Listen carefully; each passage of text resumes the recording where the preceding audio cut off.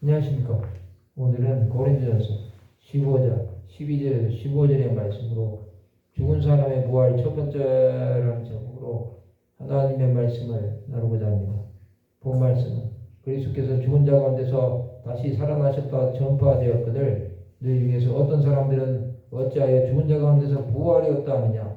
만일 죽은 자의 부활이 없으면 그리스도도 다시 살아나지 못하셨으리라.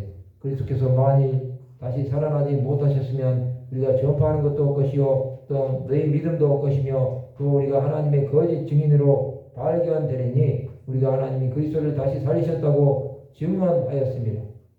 만일 죽은 자가 다시 살아나는 일이 없으면 하나님이 그리스도를 다시 살리지 아니하시리라.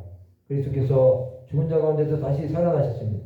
그러나 어떤 사람들은 죽은 자 가운데서 부활이 없다고 말합니다. 이것은 유대인들도 마찬가지였습니다. 그들은 예수 그리스도의 부활을 믿지 않았습니다. 또 예수 그리스도를 하나님의 아들로 믿지 않았습니다. 사도 바울은 이것에 대해 만일 죽은 자의 부활이 없으면 그리스도도 다시 살아나지 못하셨으리라 말씀하고 있습니다.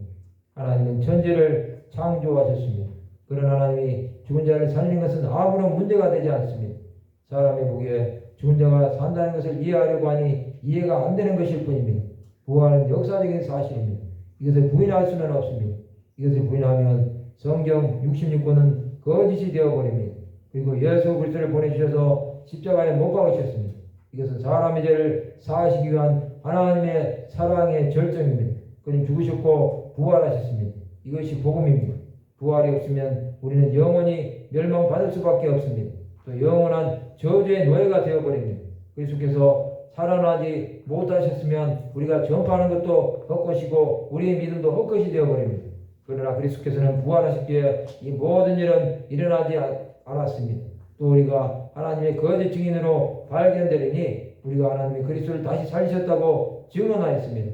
만일 죽은 자가 다시 살아나는 일이 없으면 하나님이 그리스도를 다시 살리지 아니하시리라.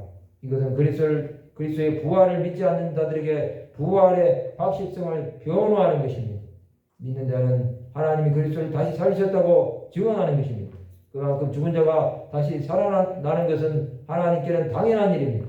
죽은 자가 다시 살아나는 일이 없으면 하나님은 그리스도를 다시 살리지 아니하셨습니다. 하나님은 생사를 주관하십니다. 즉 살아있는 자도 죽일 수 있고 죽은 자도 다시 살리실 수 있다는 것입니다. 이것을 믿는 것이 신앙입니다. 우리는 죽은 자의 부활을 믿어야 합니다. 부활을 믿지 못하면 신앙생활을 할 수 없습니다. 우리가 믿는 하나님 외에는 사람을 다시 살릴 수 있는 신은 없습니다. 성도 여러분, 부활의 확실성을 믿으시기 바랍니다. 그것은 하나님 나라를 전파하기 위해 주 예수를 다시 살리신 것입니다. 오직 예수로 충만한 자는 부활의 주 예수를 만나는 것입니다. 우리가 부활의 주 예수를 증거할 때 하나님의 뜻을 이루는 자들이 될 것입니다. 말씀을 마치고자 합니다. 죽은 사람의 부활의 믿음으로 부활의 소망을 가지는 하나님의 백성들이 되시기를 주님의 이름으로 축원합니다.